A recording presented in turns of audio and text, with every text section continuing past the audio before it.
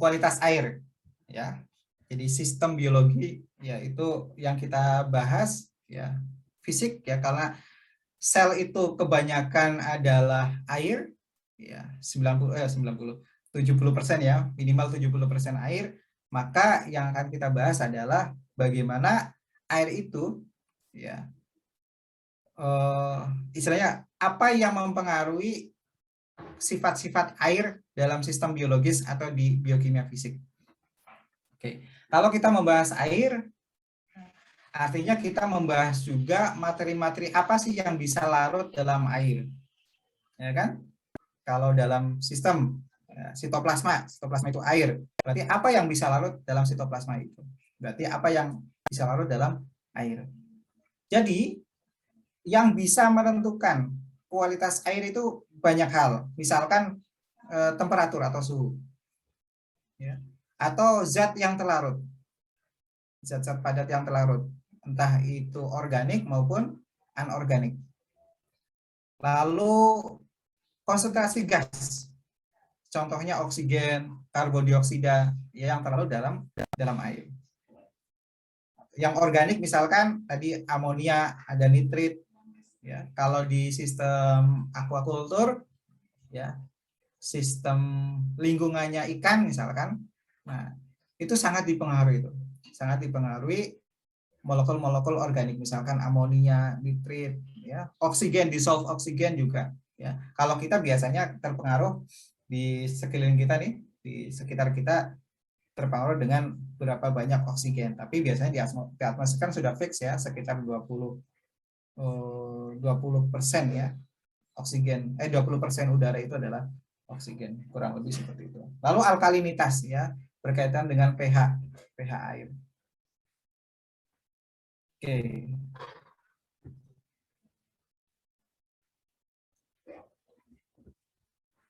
Berkaitan dengan oksigen misalkan.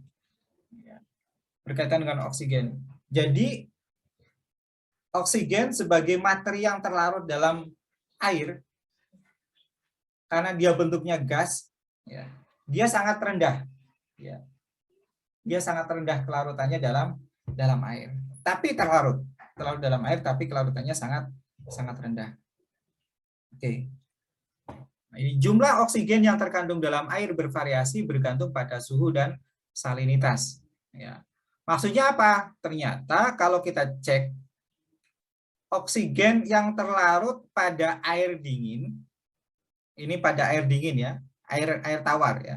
Air dingin itu lebih banyak dibandingkan dengan air yang hangat atau yang air suhunya lebih tinggi.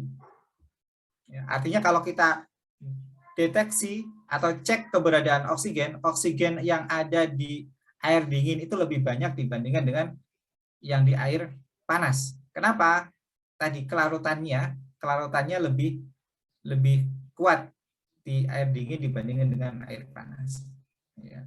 Yang paling mudah gitu ya, kalau kita ini merebus air. Kalau merebus air itu kan ini ya, oksigen yang terlalu dalam air dia akan keluar. Kenapa keluar? Karena tadi suhu akan meminimalisir atau decrease kelarutannya si oksigen. Jadi kalau kita bandingkan minum air yang direbus dan tidak direbus, kalau kita fokusnya pada oksigen, sebenarnya lebih bagus yang tidak direbus, ya, untuk asupan oksigen. Namun biasanya yang tidak direbus itu ada mikroba-mikroba dan itu masih bisa hidup. Gitu. Kalau oksigen kan kita bisa dapatkan di ini pernafasan kita dengan sistem pernafasan di luar, gitu ya. Nah itu yang jadi masalah. Tapi kalau di ikan misalkan di sistem aquaculture kan dia tidak bisa mendapatkan oksigen dari udara luar ya, dia dapatnya dari yang terlarut di sistem airnya, lingkungannya begitu. Lalu gradien tekanan parsial oksigen ya menentukan kecepatan oksigen berpindah dari air ke dalam darah ikan. Bayangin ya, jadi konsentrasi oksigen ya, nanti tekanan parsialnya akan menentukan kecepatan pindahnya ke dalam darah ikan. Ini melalui proses yang disebut difusi. Difusi itu kan berarti kan dari yang konsentrasinya tinggi ke konsentrasinya rendah. Difus. Ya, bayangin kalau kita punya zat warna, ya, punya zat warna aja. Atau kita punya tinta spidol, terus kita masukin, teteskan ke tinta spidol yang bentuknya cairan gitu ya, kita teteskan ke air yang dia tidak berwarna, ya maka dia akan terdifusi. Nah, itulah gambarannya oksigen bisa terlarut atau berpindah ke darahnya ikan, ya prosesnya seperti itu, berdifusi. Nah, ini dissolve oksigen kriteria ya. Jadi semakin dalam perairan maka oksigen terlarutnya semakin sedikit. Artinya yang bisa hidup di kedalaman tertentu adalah makhluk-makhluk hidup yang tidak butuh banyak oksigen. Tapi kalau ikan-ikan yang dia butuh banyak oksigen, dia akan berada pada lapisan yang lebih atas. Seperti itu. Kalau kita mengenal ya berkaitan dengan kelarutan suatu gas ya, zat atau pertukaran difusi ini yang disebut dengan hukum Fick.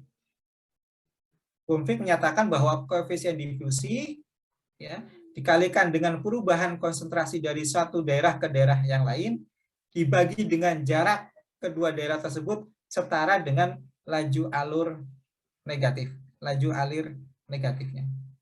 Nah, ya, nanti ada persamaannya ya. Nah, hukum Fick ini bisa kita gunakan untuk mempelajari difusi, aliran oksigen dari paru-paru ke darah. Ya, jadi kan dalam sistem peredaran darah tubuh kita, ya, darah itu kan salah satunya berfungsi untuk membawa oksigen. Bagaimana caranya darah yang ada, oksigen yang ada dalam darah dialirkan dari paru-paru, ya kan? Jadi kita hirup udara masuk ke dalam paru-paru, nah dari situ dia akan diambil oleh hemoglobin, diikat oleh hemoglobin, nanti hemoglobinnya berada pada sistem sel darah merah. Nah, sistem sel darah merahnya dia akan mengalir ke pembuluh darah, melalui pembuluh darah ke sel-sel tubuh. Nah, bagaimana caranya? Berpindah dari satu tempat sel darah merah ke sel yang dituju, sel jaringan, atau dari paru-paru ke sel darah merah. Caranya gimana? Itu bisa dikuantifikasi ya, sistem difusinya dengan hukum Fick. Nah, kita perhatikan ini hukum Fick ya. Jadi di bagian atas ya menunjukkan pressure gradient across a membrane ya, purple ya di sini. Seperti membran yang memisahkan antara dua ruang yang berbeda dengan konsentrasi di sini, misalkan katakanlah oksigen yang berbeda. Oksigennya di sini lebih sedikit sebelah kanan, kalau yang sebelah kiri lebih banyak.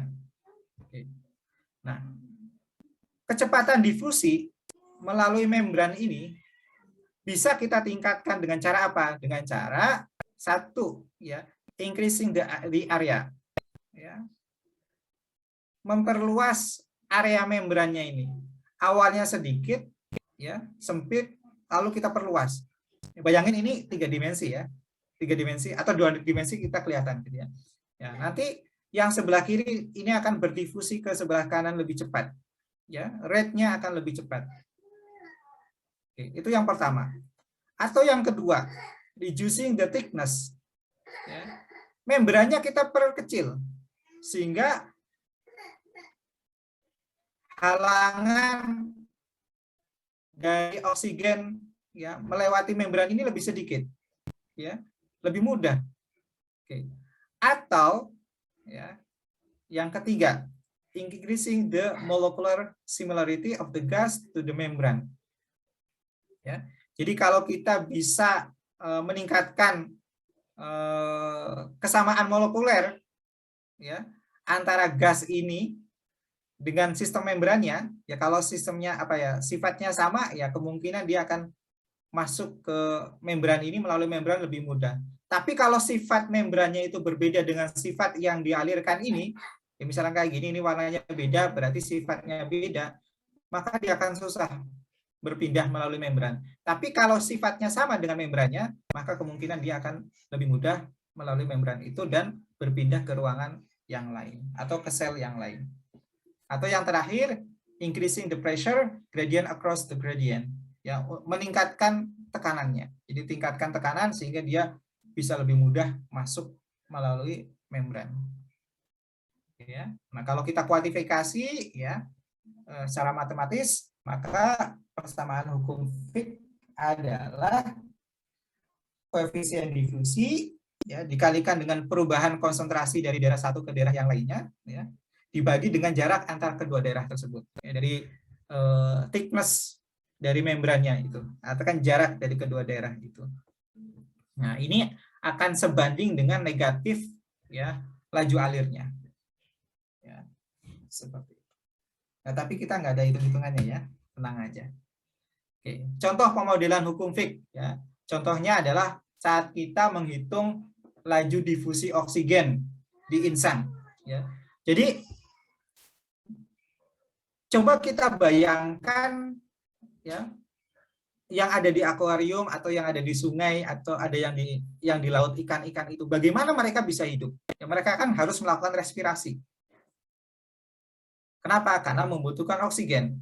Ya, mereka harus melakukan respirasi karena mereka membutuhkan oksigen untuk tetap hidup, melakukan proses-proses oksidatif dalam tubuhnya, dalam selnya. Dan ketika dia memasukkan oksigen dari air, ya, masuknya itu kan ke mulut ya, mulutnya ikan. Ya. Siapa yang nyaring? Yang nyaring itu insangnya. Jadi laju difusi oksigen yang diserap di insang itu akan bergantung pada luas area insang itu sebagai membran, ya, membran yang memfilter aliran oksigen dari air ke dalam darah ikannya. Dan juga bergantung pada jarak difusi melintasi epitel insang. Ya, jadi ada sel-sel epitel yang nanti dia memberikan jarak antara air dengan sistem peredaran darah atau sistem darah dalam si ikannya. Juga bergantung pada konstanta difusi tentu, lalu ada yang namanya perbedaan tekanan parsial oksigen pada insang. Oke, lebih jelas ya. Oke. Kalau kita lihat insang, ya, jadi ikan, ada ikan, kita lihat insangnya itu kan ada lapisan-lapisannya, ya. Gil itu kan insang ya. Gill Raker, di sini ada gill arch seperti panah ya, bentuknya seperti panah, terus ini ada lapisan-lapisan insangnya. Nah, ini kelihatan banget ya. Nah, ini. Perhatikan. Nah, si oksigen itu akan diserap di sini. Ya, disaring di sini. Nah, sebelum itu. Jadi, pada suhu dan salinitas tertentu, tekanan parsial oksigen dan kandungan oksigen dalam air berhubungan linear. Oke, tadi ya, pada pembahasan hukum Fick ya, kita sudah bahas ini. Oke. Lalu kadar oksigen dalam aquaculture ya berbanding lurus dengan tekanan parsialnya, sama aja ya. Oke. Nah, bagaimana pertukaran O2 dan CO2 pada ikan? Jadi bayangin ikan itu ya kalau kita lihat mulutnya ikan kan terus-menerus dia membuka menutup. Ya. Membuka menutup itu bukan minum tapi dia pengen mendapatkan oksigen. Pengen mendapatkan oksigen ya. Jadi caranya dia buka tutup ya, memasukkan air terus dia mengeluarkan airnya. Ya, memasukkan air, mengeluarkan airnya demi mendapatkan oksigen ya. Jadi ada oksigen flow, oksigen di situ ada water masuk, air masuk dan di air itu ada dissolve oksigennya ya, ada oksigen yang terlarut masuk ke dalam mulutnya lalu disaring oleh insang ya, dikeluarkan oleh insang. Nah, oksigennya akan masuk ya. Kalau perhatikan di sini ada bagian ini yang diperbesar di bagian filamen-filamen insang ini ada bagian yang dia oksigen rich blood Ya, jadi ada sistem yang dia kaya dengan oksigen, ada sistem yang dia miskin oksigen. Nah, ini ada yang namanya sistem lamela, ya. Nah, jadi ketika masuk, oksigennya ditangkap oleh bagian yang dia akan kaya, diserap, terus ketika ke sini berarti oksigennya sudah rendah. Ya, ini. Jadi difusi oleh sistem yang di sini. Ya, kalau ke sini berarti sudah nggak ada oksigen. Nah, si penjelasannya.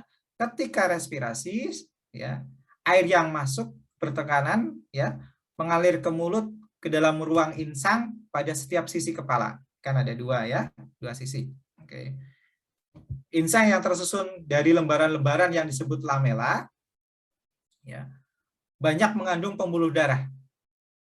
Ya, airnya masuk ke dalam insang, ya, lalu oksigennya berdifusi, ya, berpindah dari air yang kaya akan oksigen masuk ke dalam darah melalui sistem yang namanya lamela di insang itu. Secara bersamaan ketika oksigen masuk, CO2 dalam darah akan berdifusi, akan keluar. Ya, jadi sistem yang kaya akan CO2 dia akan dikeluarkan. Ya, seperti itu. Nah, jadi mekanismenya kayak gini ya. Bayangin ini ada air, laju aliran air, dia membawa oksigen terlarut. Nah, dia akan melalui insang, ya, akan disaring di insang itu. Ada bagian lamela ini ya, aliran air gini. Ini akan diserap seperti pembuluh gitu ya. Ini akan membawa oksigen. Nah, secara bersamaan nanti CO2-nya dia akan dikeluarkan, ya, didifusikan ke bagian air, ya, keluar melalui insang itu. Oke, caranya demikian. Ya. Nah, lalu dalam tubuh, dalam darah, ya, CO2 itu diangkut. CO2 di dalam tubuh kita, ya, itu terlarut, ya, tapi terlarutnya bukan dalam bentuk CO2 murni, tapi dia diangkut dalam bentuk molekul lain, namanya molekul bikarbonat. Ya, nah bikarbonat ini bergerak dari darah, ya, melewati eritrosit dengan hemoglobin yang mengikat oksigen. Akibatnya ion hidrogen akan dilepas. Nanti ada ini ya ilustrasinya ya. Lalu H+, ya, ion hidrogen yang dilepas itu akan berikatan dengan HCO3- yang membentuk CO2 dan OH-. Ya. Kalau H+-nya berlebih, ya, berikatan dengan OH- yang membentuk air dan memungkinkan pH-nya berubah, ya, sehingga meningkatkan kemungkinan si Hb mengikat si oksigen. Ya. Akibatnya CO2 dapat meninggalkan darah dengan cepat. Nah, mungkin ya, oke. Lalu pelepasan oksigen dari Hb dalam jaringan membuat Hb yang tersedia akan mengikat H+. Ya. Sehingga akan terkonversi CO2 menjadi HCO3-. Oke. Dan ini ya, batas aman CO2 di udara, ya, yang bisa dimanfaatkan atau dihirup oleh tubuh kita itu sekitar 9 gram per meter kubik. Nah, ini kayaknya lebih ini ya, lebih mudah dipahami. Kalau saya orang ini visual ya, tipikal orang visual, jadi lebih mudah dengan gambar. Jadi kalau ada nih CO2 dalam sistem peredaran darah tubuh kita, ya, pengen dikeluarkan, ini gas exchange at respiring tissue. Ya, jadi kita pengen melepaskan CO2. Caranya gimana? Jadi CO2 itu dia akan berikatan dengan Hb, membentuk HbCO2. Ya. Nah, HbCO2 itu nanti akan dikeluarkan, ya, dikeluarkan, ya, di paru-paru, ya, dikeluarkan, jadi dia dipisahkan dari Hb-nya, CO2-nya dilepaskan, terus ya tadi dikeluarkan melalui nafas kita, ya melalui nafas kita. Ya, tapi pembawanya juga Hb, hemoglobin, ya artinya sel darah merah juga. Ya, jadi sel darah merah selain mengangkut oksigen juga mengangkut CO2. Ya, kalau oksigen diangkut oleh Hb, CO2 juga diangkut oleh Hb. Prinsipnya seperti itu. Nah, tapi tidak semudah seperti itu ya, tidak semudah ini dicari ditangkap oleh Hb terus nanti membentuk HbCO2, HbCO2 nanti dilepaskan gitu ya, melepaskan CO2-nya gitu ya terus ke paru-paru ya. Tapi di sistem kita ya CO2 itu juga kan terlarut di air ya. Lalu dia membentuk HCO3 ya. Ini khususnya kalau di plasma darah ya, kalau di plasma darah ya, di plasma darah atau di sitoplasmanya si sitoplasmanya sel darah merah ya. Jadi CO2 ini akan diikat oleh air membentuk bikarbonat ya, bikarbonat. Nah, bikarbonat ini dia akan diubah menjadi HCO3- ya. Bikarbonat in the blood plasma combined with sodium ya. HCO3-. Nah, ini dulu ya. Nah, dari ini H2CO3 diubah menjadi HCO3-, dia akan melepaskan H+1. Ya, H+-nya dia akan diikat oleh Hb ya. Yang dalam bentuk HPO2 sehingga oksigennya ini dia akan terlepas. Kebayang ya? Jadi ini sebenarnya adalah sistem pertukaran CO2 masuk ke dalam sistem sel darah merah, lalu sel darah merah itu dia akan melepaskan oksigen. Oke ya. Oke. Kebayang ya? Jadi dalam sel darah merah ya, saya sampaikan lagi, sel darah merah bisa ngangkut CO2, bisa ngangkut oksigen. Tapi bagaimana proses pertukarannya? Bagaimana CO2 masuk lalu oksigennya keluar? Tapi mereka ini shifting. Kalau CO2-nya masuk nanti oksigennya akan keluar. Ya, sel darah merahnya nanti akan turnover ya, mengalir lagi ya ke seluruh tubuh. Kalau ini kan berarti di dekat di dekat sel targetnya, sel jaringannya. Oke, bayangin, kita bayangkan ya, ini adalah sel darah merah yang sudah melalui paru-paru.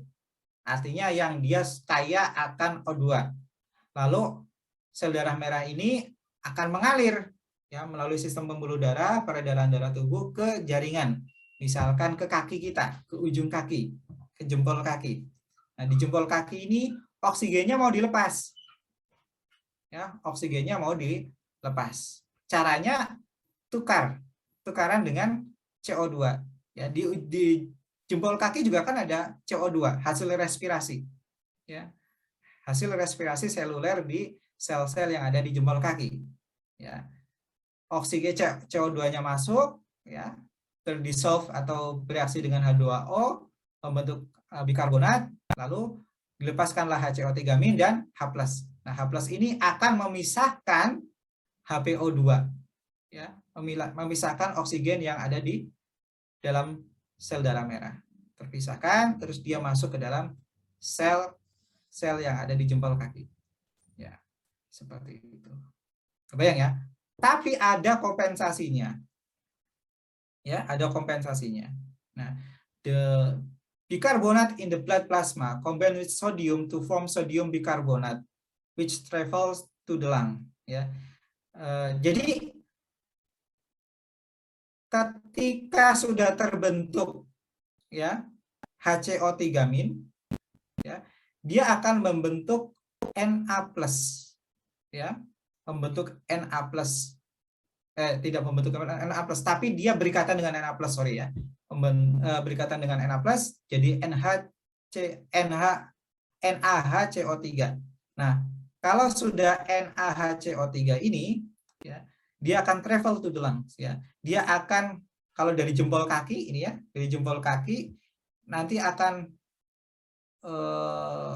travel lagi, akan mengalir ke paru-paru. Dia membawa CO2.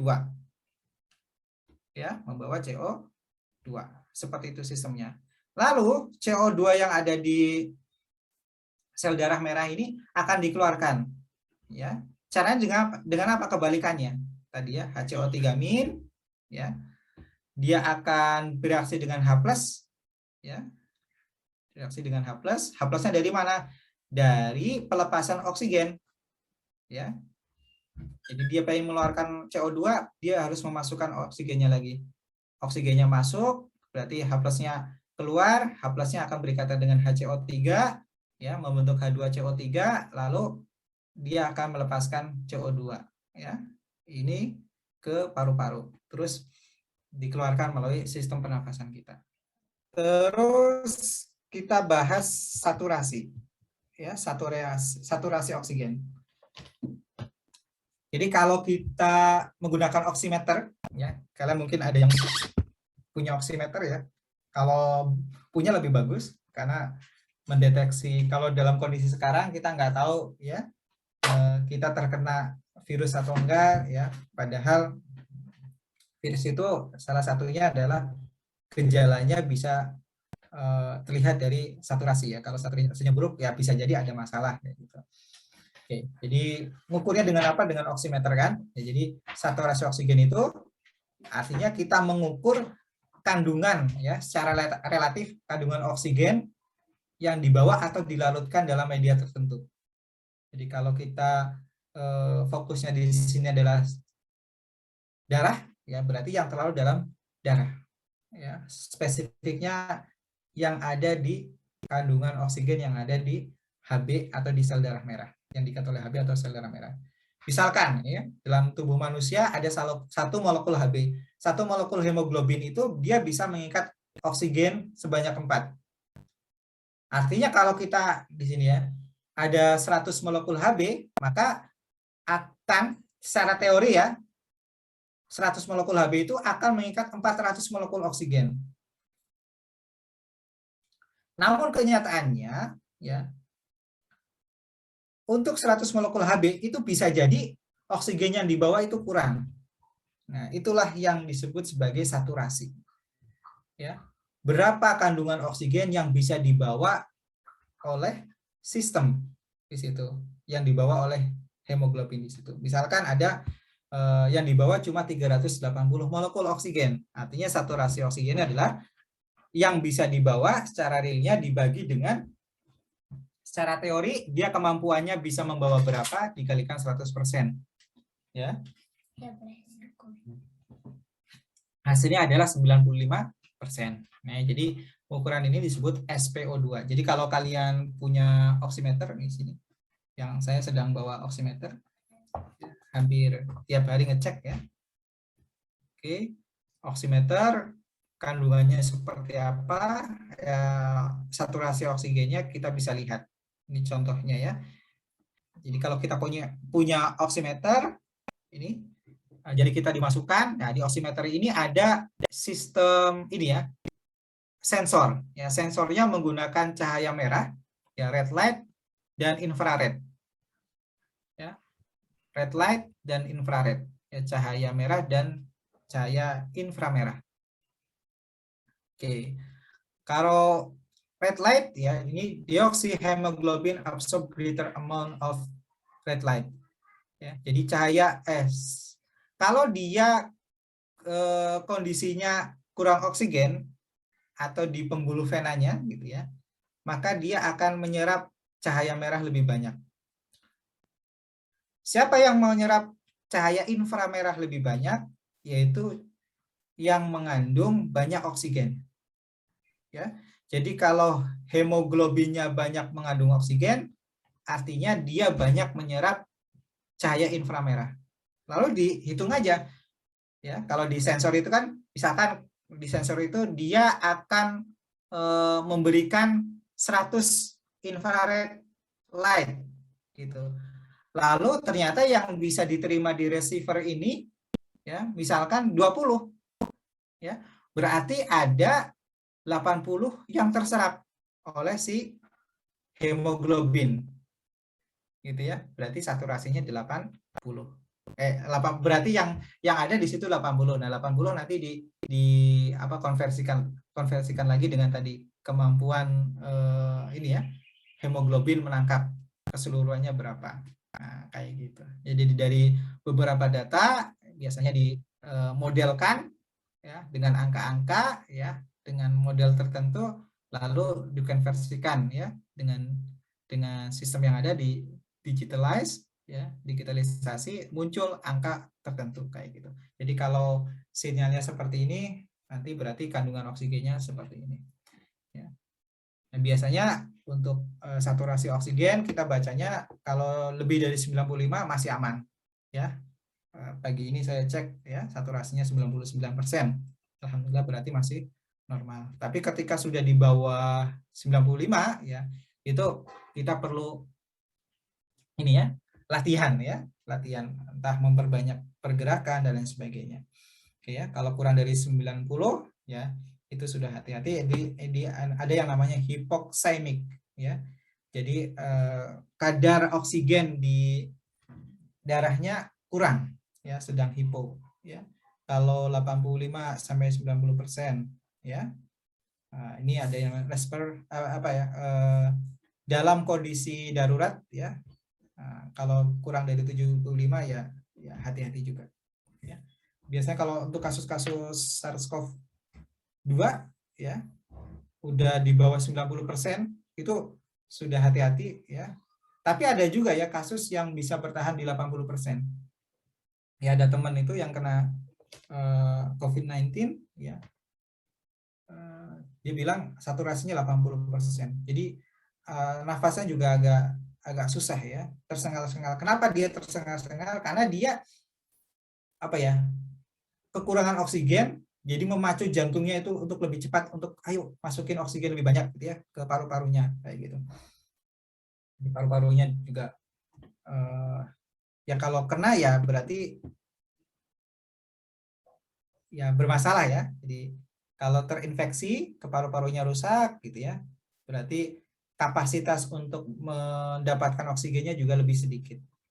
Makanya kok kadang ada yang di bawah 90% ya, atau di bawah 95% ya. Karena apa? Bisa jadi ada masalah di paru-parunya.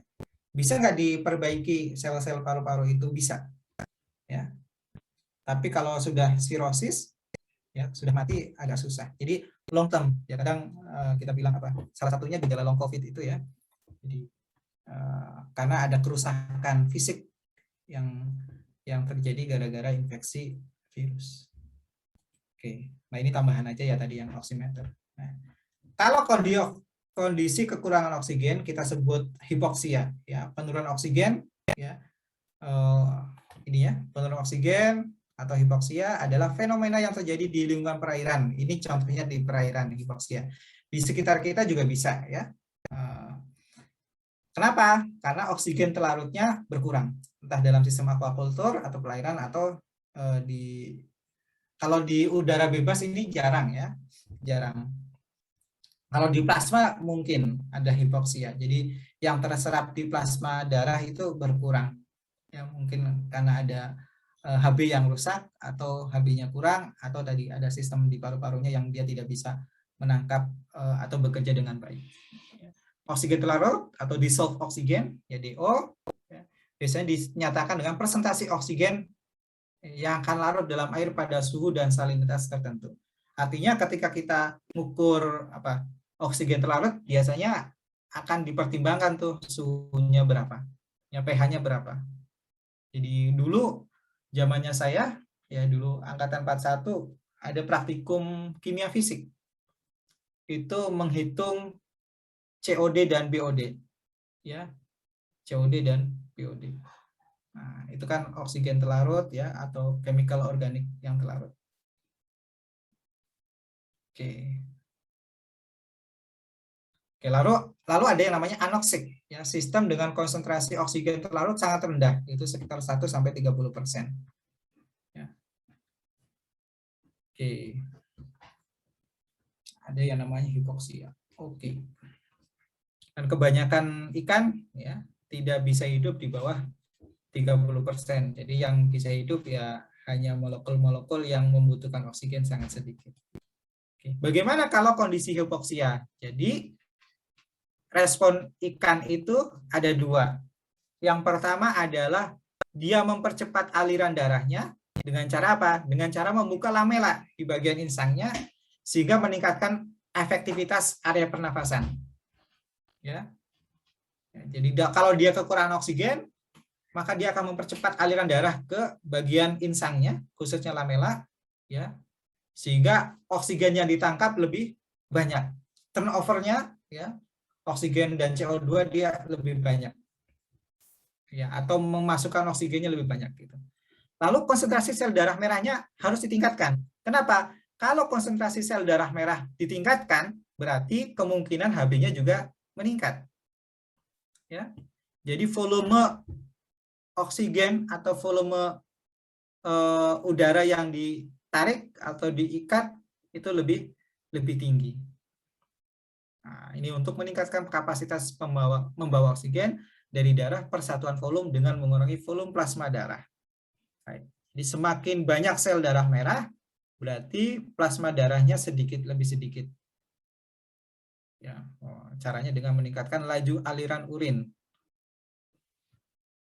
Ya, dalam jangka pendek atau bisa melepaskan sel darah merah tambahan dari limfa dalam jangka panjang. Ini produksi sel darah merahnya.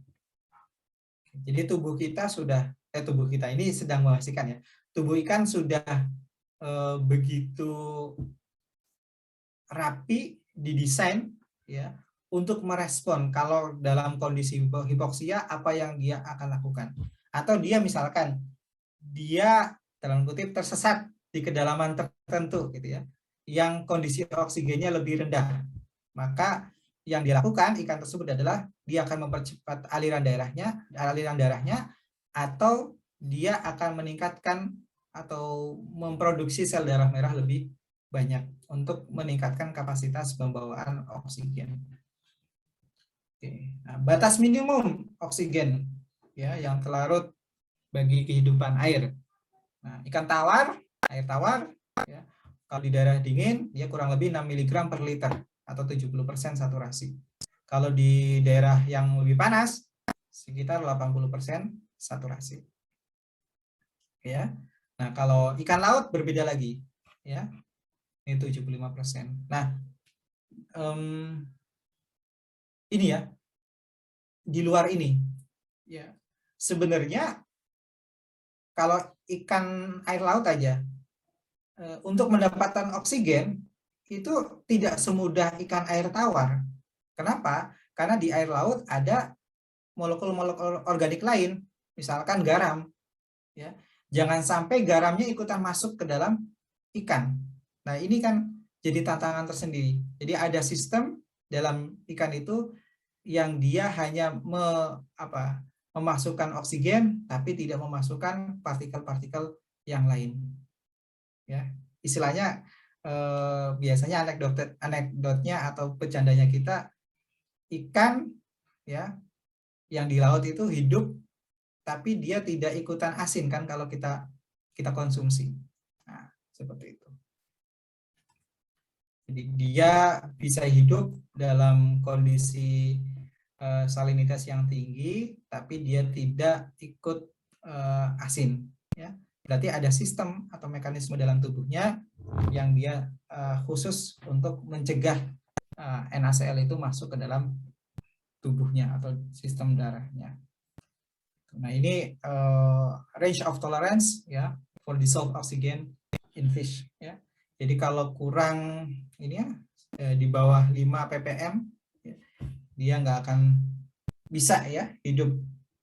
Tapi kalau lebih tinggi ya dia akan bisa hidup si ikannya.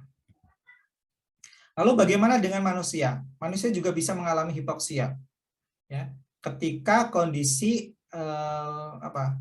kadar oksigen terlarutnya berkurang. Contohnya adalah ketika kita camping atau kita mendaki gunung. Nah, maka kondisi oksigennya berkurang.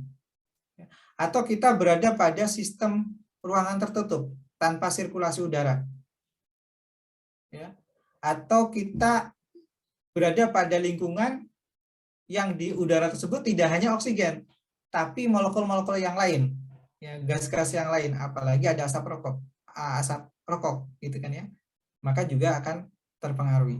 Ya, itu kondisi hipoksia. Oke, jadi ruangannya sama, tapi komponen gas atau komposisi gasnya itu bisa jadi berbeda. Kebalikan dari hipoksia, ada yang namanya hiperoksia. Artinya kondisi oksigennya, ya, konsentrasinya lebih tinggi, ya, sangat tinggi. Lebih dari 100%, bisa 150 sampai 300%. Nah, kalau tekanan atmosfernya rendah, ya, sedangkan di dalam air lebih tinggi oksigennya, maka akan terbentuk gelembung-gelembung udara dalam darah ikan. Nah, inilah kalau dia kondisinya hiperoksia, ya, maka di darah ikan akan muncul gelembung udara. Itu pasti sakit. Ya.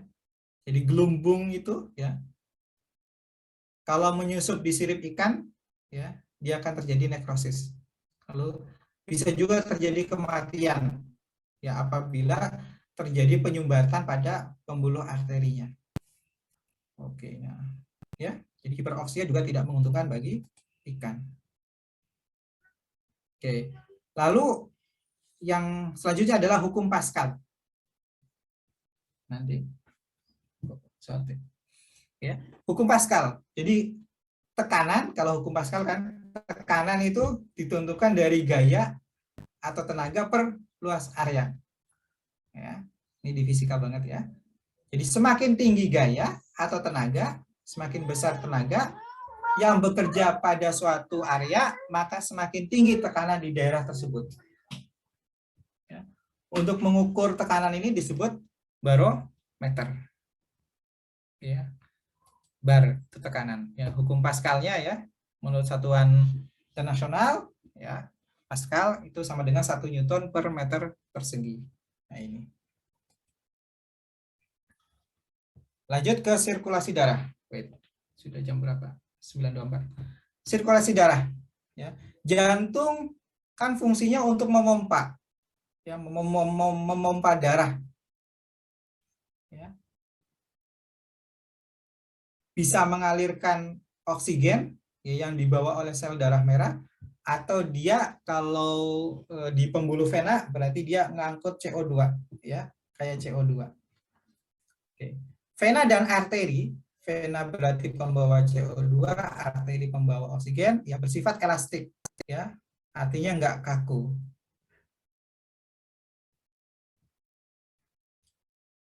Darah itu bisa membawa oksigen maupun zat gizi, ya, zat gizi bisa glukosa, ya, maka kita kenal adanya blood glucose level, ya, kadar glukosa darah, ya, kadar glukosa darah. Oke, nah, atau juga di dalam darah, bukan di sel darah merah, ya, itu ada yang namanya sisa-sisa metabolisme, ya, sisa-sisa metabolisme. Ya, tentu bukan bakso dan lain sebagainya hasil metabolisme tubuh kita, ya. Jadi bakso sudah diubah jadi lipid, bisa jadi protein kalau di situnya ada telur, ada ikan atau ada dagingnya, oke, ya. Jadi yang ada di sistem darah itu sudah berupa senyawa-senyawa yang monomernya, ya, bisa asam amino, bisa protein, atau bisa glukosa, ya, bisa juga asam asetat lagi, fatty acid, ya, asam lemak, ya, sudah nggak berbentuk bakso, berbentuk nasi lagi, ya. Lalu, ya, darah itu dipompa oleh jantung, ya, keluar melalui arteri, lalu kembali lagi ke jantung melalui pembuluh vena. Ya, ini mah biologi, ya, di SMA atau SMP juga mungkin, saya nggak tahu ya kurikulum sekarang. Nah, kalau di ini kalau di anatominya, ya, ada arteri besar atau aorta yang membawa darah mengandung oksigen ya keluar dari sisi kiri jantung. Ini diingatkan lagi tentang bagaimana pertukaran gas atau zat nutrien melalui kapiler-kapiler darah. Nah, ini yang terjadi di alveoli darah, ya di alveoli, sorry. Ya, perubahannya seperti apa, ya. Ya, exchange-nya sama ya. Jadi udara ya oksigen masuk ya ke sistem pembuluh darah, nanti berikatan dengan Hb di sel darah merah ya. Ini CO2-nya dikeluarkan dari sel darah merah ya tadi dikeluarkan. Nah, ini apa tuh? Di alveoli di paru-parunya ya. Di paru-parunya bentuknya seperti ini. Oke. Lalu ada yang namanya tekanan darah. Ya, tekanan darah. Sebagaimana kita ketahui, kita menginginkan tekanan darah itu antara 80 dan 120. Ya, paling rendah 80 mm Hg, ya paling tinggi 120 mm Hg. Kalau di atas itu ya hati-hati ya. Bisa nggak lebih dari itu? Bisa. Kalau kita aktivitasnya sedang berat, misalkan kita latihan atau workout atau sedang olahraga gitu ya, maka tekanan darah atau denyut jantungnya itu lebih tinggi daripada normal ya. Kita mengenal ada yang namanya systolic pressure ya, systolic pressure jadi yang tinggi ya, ada juga diastolic pressure yang rendah. Oke, jadi sekitar 80 sampai 120 atau ya kurang lebih 100 lah ya kalau rata-ratanya. Ini energi ya yang diangkut oleh darah begitu keluar dari jantung akan berkurang. Kenapa? Ya, karena ada kontraksi dengan dinding arteri. Atau bisa juga berkurang karena gesekan dengan viskositas darah. Darah juga punya viskositas ya, kekentalan. Akibatnya ada fluktuasi tekanan darah ya. Ada pengurangan ya.